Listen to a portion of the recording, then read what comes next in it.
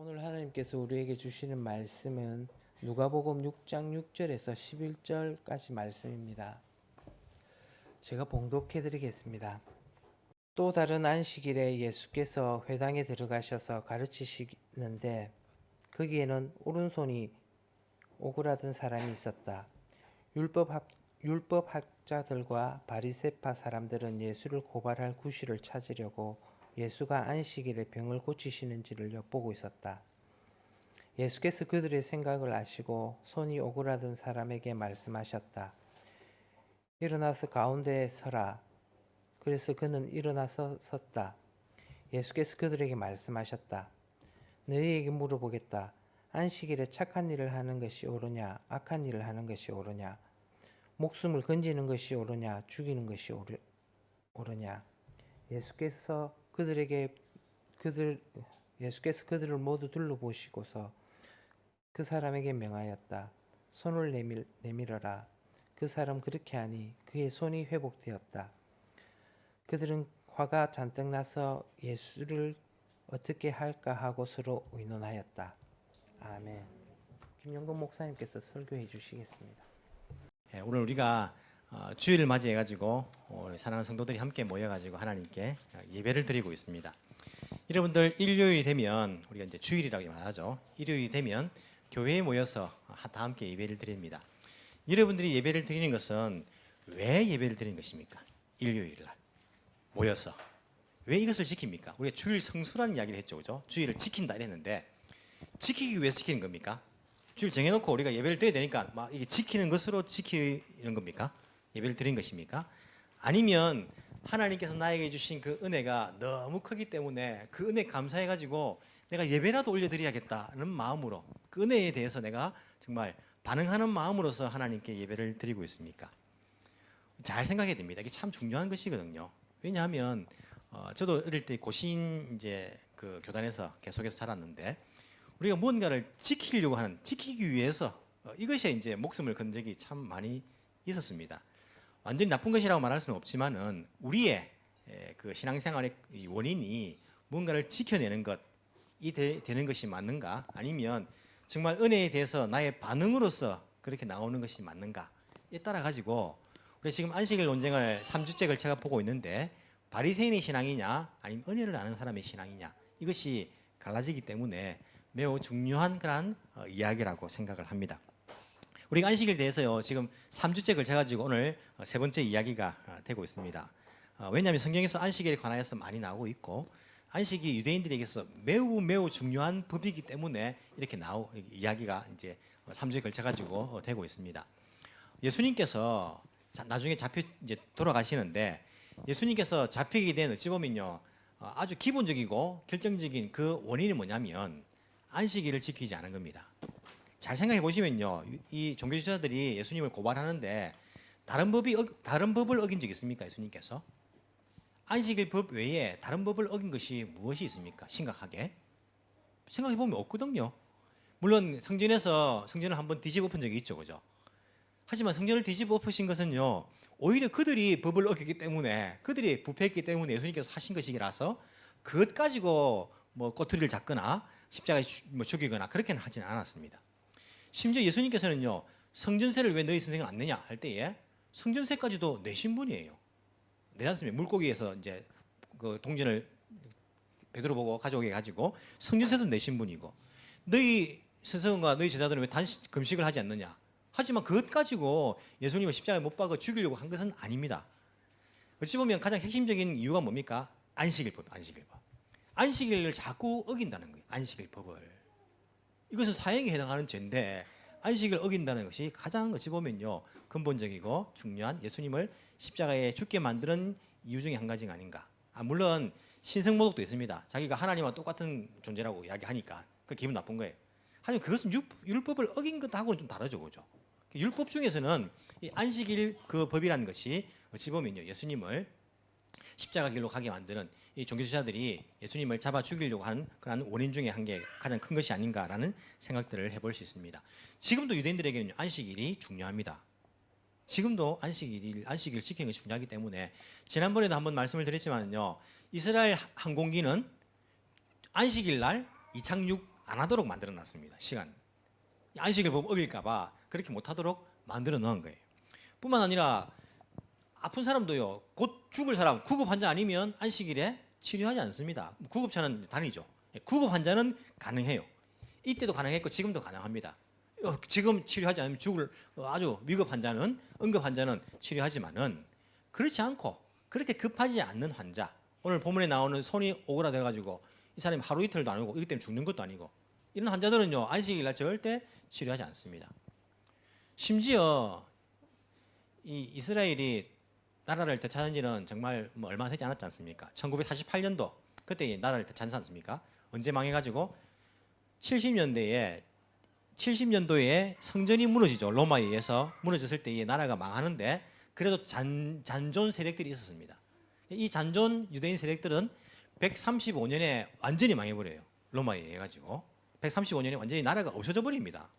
그리고는 언제 1948년도에 다시 나라를 찾는 거예요. 자기 땅이라는 거예요. 그 1500년도 이상 지난 그 땅을 들어가서 자기 땅이라고 이제 하면서 이제 들어간 거 앉았는. 처음부터 1948년도부터 땅이 넓지는 않았습니다. 이스라엘이 차지한 것이 별로 넓지는 않았어요. 근데 언제 넓어지냐면 1967년이죠. 1967년도에 중동에 6.1 전쟁이 발발합니다. 6일 동안 이스라엘과 그 주변 나라들이 연합해가지고 전쟁을 합니다. 6일 동안 벌어진 거죠. 그때에 많은 땅들을 회복합니다. 지금도 분쟁 지역 있잖아요. 지금도 전쟁 중이에요. 보면 이스라엘은요. 그때 땅을 많이 차지하는데 6.1 전쟁 때에 이 이스라엘이 굉장히 곤란을 겪은 적이 있습니다. 언제겠습니까? 안식이란 말이에요. 안식일 날 공격을 한 거예요. 안식일 공격하면 총을 들 수 있습니까? 싸울 수 있습니까? 당하는 거예요, 그냥. 그래가지고 안식일 날 굉장히 당했습니다. 그래 대단하죠. 그럼에도 불구하고 6일 만에 이겼으니까. 그래서 그 이후로는 안식일에 공격당하면 방언은 할 수 있다라고 안식일법이 바뀝니다. 안식일 법이라는 것이 제가 말씀드렸죠. 랍비들에 의해 가지고 계속 설명이 붙여져 가고 바뀌어져 간다 말씀드렸지 않습니까? 그래서 랍비들이 모여 가지고 공격당할 때에 안식일 날 방언은 할 수 있다라는 것으로 바뀌었다고 이야기를 합니다. 지금도 유대인들은 안식일 지키죠. 안식일 날 전기를 켜고 불을 끄는 것도 금지된 상황이에요. 요리도 하지 않는다 말씀드렸죠. 근데 깜빡 잊고 불을 안 켰어.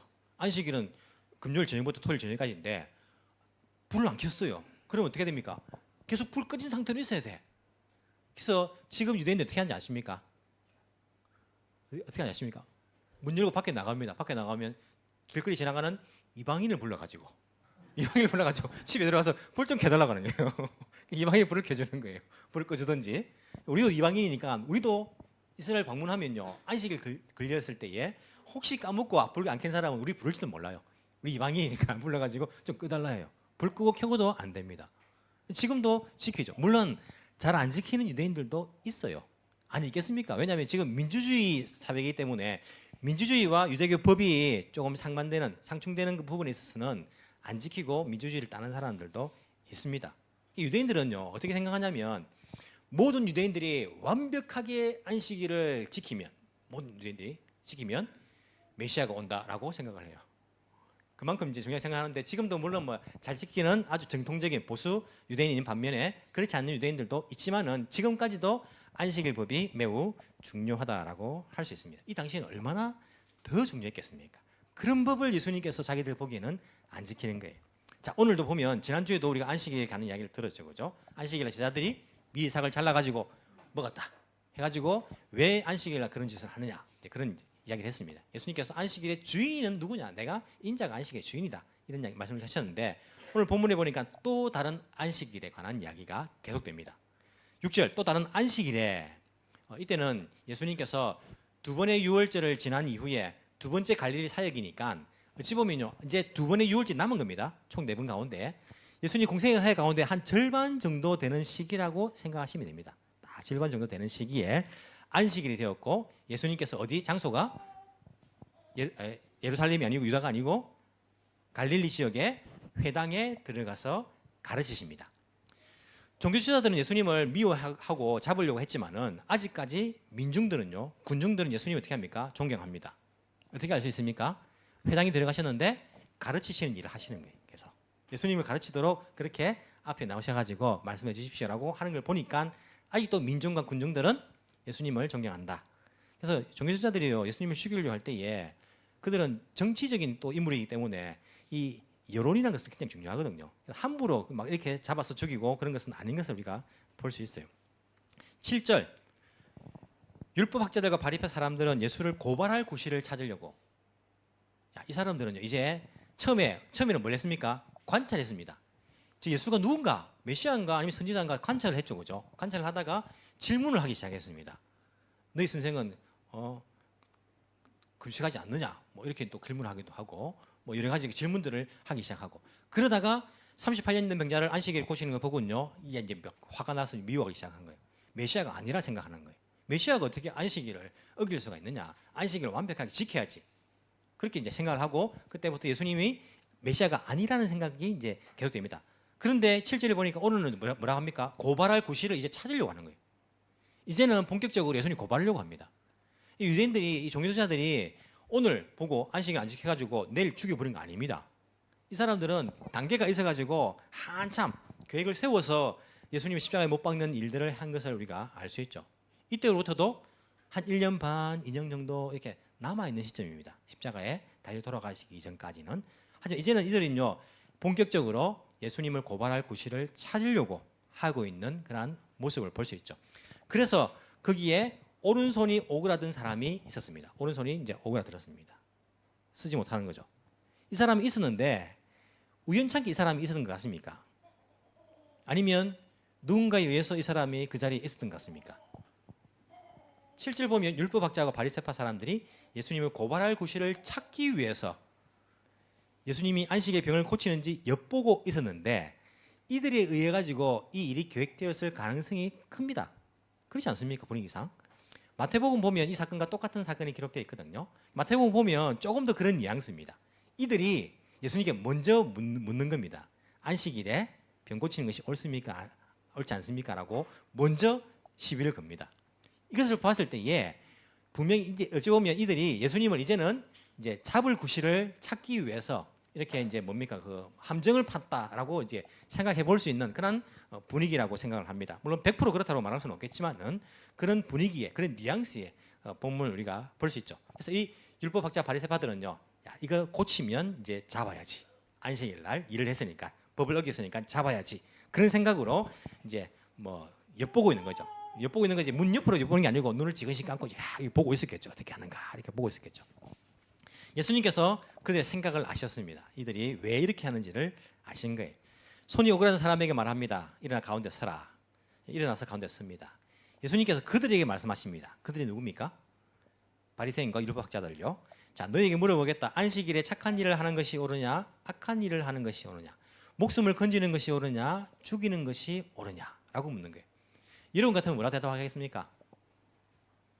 뭐 착한 일 하는 게 좋고 목숨 건지는 것이 옳은데 아니 선생님 안식일 말고 내일 하지 내일. 제 같으면 그렇게 대답할 것 같아요. 내일 하시지 꼭 왜 안식일날 꼭 하셔야 됩니까? 내일 하시지 모레도 있고 오늘 빼면 뭐 언제라도 하면 안 좋습니까? 라고 대답할 것 같아요. 예수님께서는 물론 그것도 모르신 것은 아니시겠죠, 그죠? 하지만 이들에게 안식일에 대한 잘못된 개념을 바로 잡아주기 위해서 안식일이 무엇인가에 대해서 바로 잡아주시기 위해서 이렇게 굳이 이날에 피하지 아니하시고 이런 일들을 하시는 것들을 우리가 알 수 있습니다. 마태복음에 아까 말씀드렸지만 보면요, 예수님께서 그런 말씀을 덧붙이고 있습니다. 누가 자기가 키운 양이 웅덩이에 빠진 거예요. 양이 웅덩이에 빠졌는데 안식일날 빠졌어요. 안식일날 양이 웅덩이에 빠지면 너희들 가운데 그 양을 건지지 않겠느냐라고 묻습니다. 이 말은 건진단 말입니까? 안 건진단 말입니까? 건진단 말이에요. 그럼 양을 안식일날 구덩이에 건지는 것은 안식일법을 어기는 겁니까? 안 어기는 겁니까?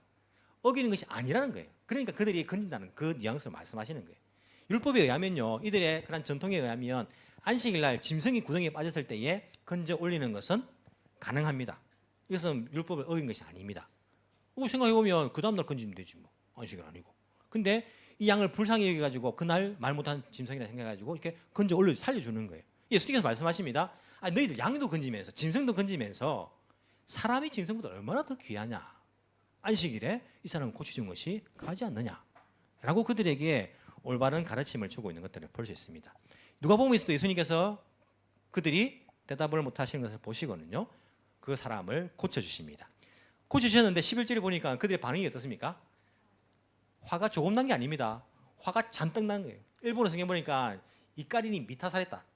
그러니까 꽉 찬 거예요. 이 내 온 이 몸이 화로 막 가득 찬 겁니다.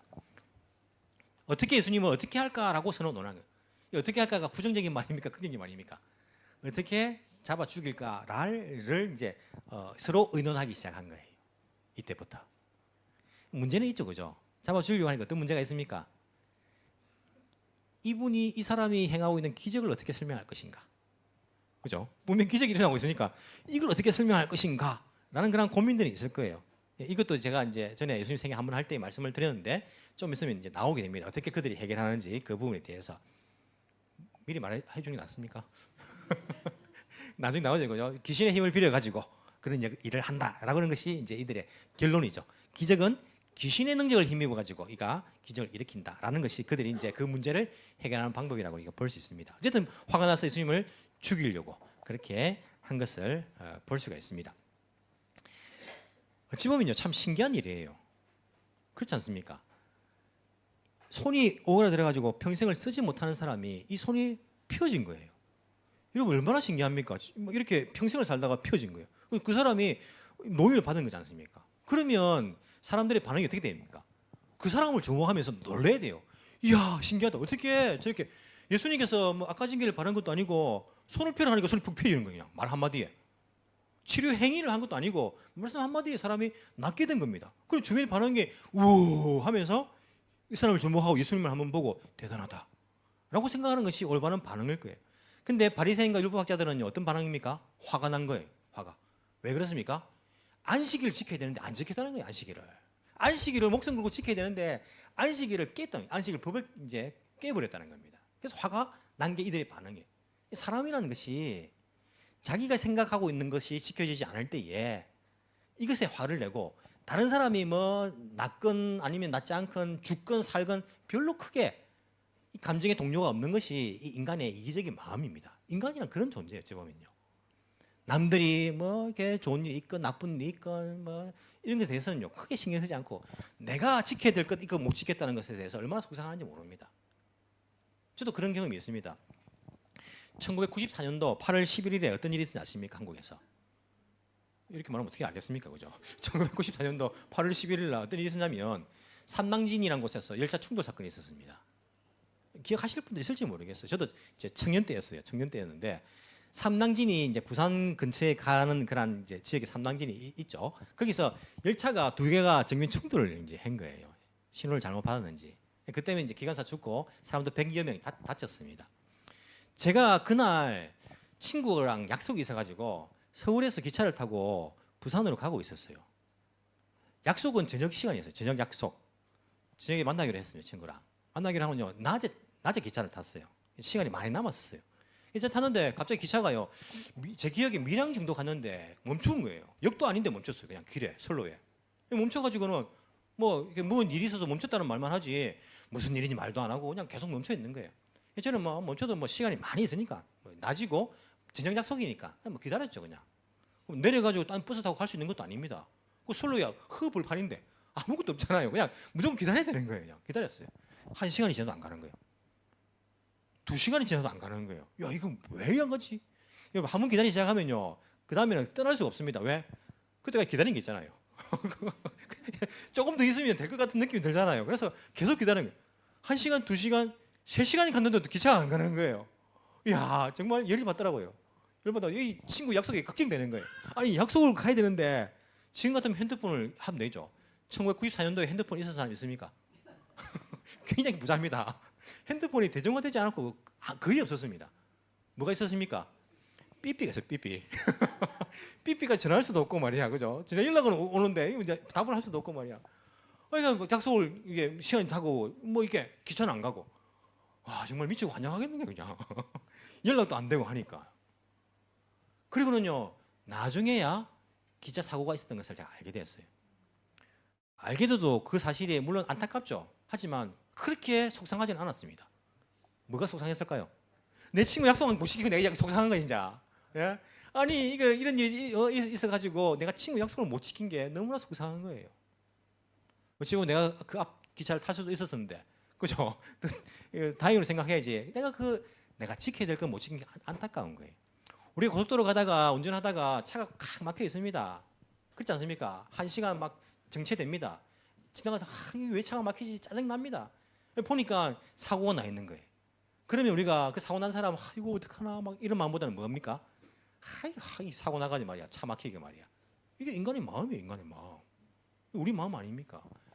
이 종교지사들이요, 그 사람이 낫건 말건 이게 중요한 게 아니고 자기들이 지켜야 하는 것, 안 지킬 법을 왜 안 지키단 말이야. 안 지키는. 이거 안 지키는 게 속상한 거냐? 화가 나는 거예요, 막. 이 인간의 마음입니다. 내가 지켜야 될 것, 이 반드시 해야 될 것들을 못 지켰다. 이게 여기에 화가 났다라고 이제 이야기를 합니다. 우리 신앙생활이요, 무언가를 지키는 것이 신앙생활 아닙니다. 그건 바리새인들의 신앙이에요. 여러분, 무언가를 지키게 하면요, 신앙생활 굉장히 교회 운영을 굉장히 쉽게 할 수 있습니다. 제가 우리 교회 지금보다 사람 더 많이 모으고 재정 더 많이 모을 수 있겠습니까? 없겠습니까? 이런 보시기에 잘 모르겠습니까? 술에 빠져가지고 제가 못할 것 같습니까? 제가 생각보다는요, 머리가 좋습니다. 저도 그 방법 압니다. 무언가를요, 성도들에게 지키게 만들면요, 이거 훨씬 더 많은 사람 모이고 많은 헌금이 나옵니다. 예를 들어 가지고 방법도 제가 있습니다. 생각을 해봤다는 건데, 그죠? 여러분 가운데, 여러분 오늘 선포합니다. 성경 완독 한 번 전체 완독을 하시고, 그리고 11조를 1년에 50만 행 이상 내시고, 주일날 예배를 결석을 10번 이내로 하신 분들은 50부장에 임명합니다. 50부장에는요, 동십자가를 드립니다.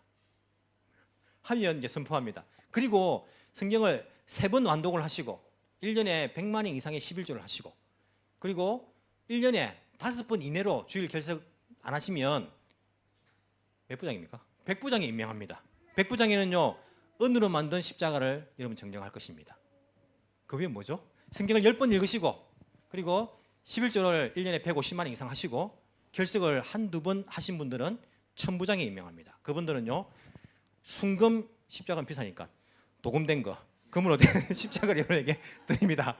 이렇게 하면요, 여러분 우스운 이야기 같죠? 이렇게 선포하면요, 이게 성경적인 근거를 들어가지고 말하면 여러분 가운데 열심히 딱 됩니다. 보십시오. 50분야 살기 위해서 성경 읽습니다. 헌금합니다. 주일날 지킵니다. 안 할 것 같죠? 합니다. 이게 아이들이 게임에 빠지는 이유가 뭡니까?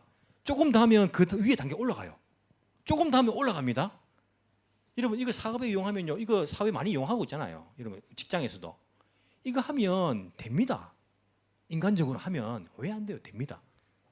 하지만 우리 신앙이라는 것이요, 무언가를 지켜가는 것이라 하면 이게 바리새인과 율법학자들의 그러한 신앙인 것을 알 수가 있습니다. 이것은 종교 생활입니다. 이단들이 그 잘해요. 이단들 보십시오. 그 잘합니다. 그런 거. 조금 하면요, 올려주고 조금 더 위에 단계 올라가고, 뭘 사면 더 올라가고, 이런 거 이단들이 얼마나 잘하는지 모릅니다. 이건 종교 생활이지 신앙 생활이 아닙니다. 이것은 바리새인들과 율법학자들, 무언가를 이루어내는 것, 이것을 신앙이라 생각했어요. 자기 의가 되는 것입니다. 물론 성경 읽고 헌금하고 주일 예배 참석하는 거 나쁜 거 아니에요. 좋은 거예요. 좋은 거지만 이걸 지켜내는 것 해가지고 그것이 자기의 의가 된다면 그것은 올바른 신앙인을 할 수 없어요. 바리새인들이 그렇지 않습니까? 자기들이 양념의 10분의 1, 11조까지 내고 일주일에 2번씩 금식을 하고 율법을 지키고 안식일을 반드시 지키고, 그렇게 해가지고 자기의 의가 되어가지고 다른 사람을 정죄합니다. 아이고 저 죄인들, 저 세리들, 저것들을 갖지 않아서 난 감사합니다 라고 말하는 것이 교만하게 되는 거예요.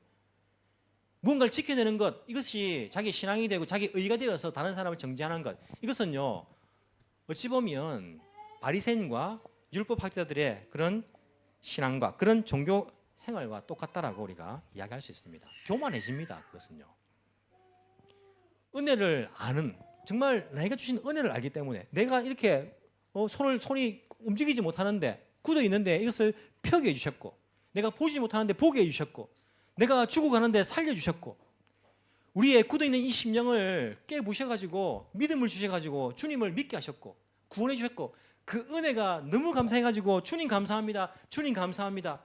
내가 드릴 것 없지만은요, 주님 이 찬양이라도 받으시고 나의 예배라도 받으시고 나의 적지만 이 헌금이라도 받아주십시오 라고 하는 것이, 이것이 신앙이에요. 신앙. 그렇지 않고 무언가를 지켜내면서 나의 의를 이룬다는 것은요, 이것은 신앙이 아니라 종교 행위고 종교 생활이라는 것들을 알 수 있습니다. 여러분들은요 하나님의 은혜를 아십니까? 여러분 왜 예배를 드리고 있습니까? 예배를 드리는 운동적이 무엇입니까? 받은 은혜가 감사해서 드리고 있습니까? 아니면 무언가를 지켜내는 것이 신앙이라 생각해서 지금 예배 참석하고 있는 것입니까? 은혜를 아는 사람이 되어야 됩니다. 제가 유튜브를요 가끔 보거든요. 정말 가끔 봅니다. 매일 유튜브만 보는 게 아니고요. 가끔 봅니다. 가끔 보는데 그것도 뭐 이렇게 막 그런 뭐 이상한 거 보는 게 아니고 좀 감동적인 이야기들이나 유익한 신앙적으로 그런 부분들을 봐요. 보는데 제가 본 것 가운데 기억에 있는 것이 시군이라는 사람이 있어요. 발음이 좀 안 좋다 그죠? 이름이 뭐 별명이겠죠. 시군이라는 그 사람이 나옵니다. 이 사람은 라오스에 살아요. 한국 사람입니다. 라오스 사는데 보신 분들도 계실 거예요. 라오스에서 커피 사업을 하시는 분인데 좋은 일들도 많이 하세요. 이분이. 라오스 현지민들, 라오스 말도 잘해요. 현지민들하고 이렇게 교제하면서 그들에게 도움도 주기도 하고 정말 허물 없이 그렇게 지내는 모습이 나옵니다. 이 사람이 잘 지내는 사람 가운데에 그 누이 뿌이라는 그 애 이름이에요. 누이라는 애가 있고 뿌이라는 애가 있는데 그 애가 있는 그 가정하고 이게 조금 연결된 그런 유튜브 그 방송이 있어요. 이 아이 집은요, 애가 그 당시 4명이에요, 4명. 4명인데 제가 볼 그 당시에는 임신을 해서 5명째 아이를 지금 가지고 지금은 이제 애를 낳아가지고 5명입니다. 5명인데 엄마 아빠도 있고 이모도 있고 7명인가 그때 당시에 뭐 지금 8명이겠죠. 사는데 집이요 정말 엉망진창입니다. 나무로 이렇게 지어진 집인데 그 안에 뭐 부엌이나 방이나 구분도 없고요. 막 아이들 어리고 임신한 엄마도 있는데 막 환경이 말도 못해요. 말도 못해요. 너무 안 좋은 거예요. 그래서 이 시군이라는 사람이 이 사람의 집을 지어주기로 마음을 먹습니다. 우리 같으면 그냥 돈만 주잖아요. 돈은 집 지으라고 하면 쉽잖아요. 근데 이 사람은요 첫 단계부터 마칠 때까지 자기가 신경을 다 써요. 일꾼들 찾습니다. 어떤 사람이 성실하게 일할 것인가 다 찾고 차를 태워 가지고 자재 사러 가서 자재도 다 같이 고르고 그리고 같이 가서 일하는데도 다 점검합니다. 대충 일하면요 불러가지고 다시 시킵니다. 이거 잘못된 거 아니냐면서 다시 시키고 야단쳐주고 그렇게 하는 거예요. 집이 완성될 때까지 자기가 계속 신경을 써줍니다. 심지어 이 집 그 누이 뿌이 아빠를요 이 집 짓는데 고용을 해요. 자기 집 짓는 거 아닙니까? 월급 줄 테니까 여기서 일해라 하고 그 일을 시킵니다. 일을 하고는요 나중에 다 마시고는요 2달치 월급을 줘요. 주면서 남아 있는 그 정리하고 뭐 전기공사나 못한 부분들 이 돈과 해라고 돈을 줍니다. 집이 완성된 날 마지막 날에요 잔치를 벌려요. 이 주인 이제 집을 얻게 된 그 주인이 닭을 잡습니다. 닭도 안 귀합니까, 그죠? 닭을 잡아가지고 일한 사람들하고 이분한테 이제 대접을 합니다.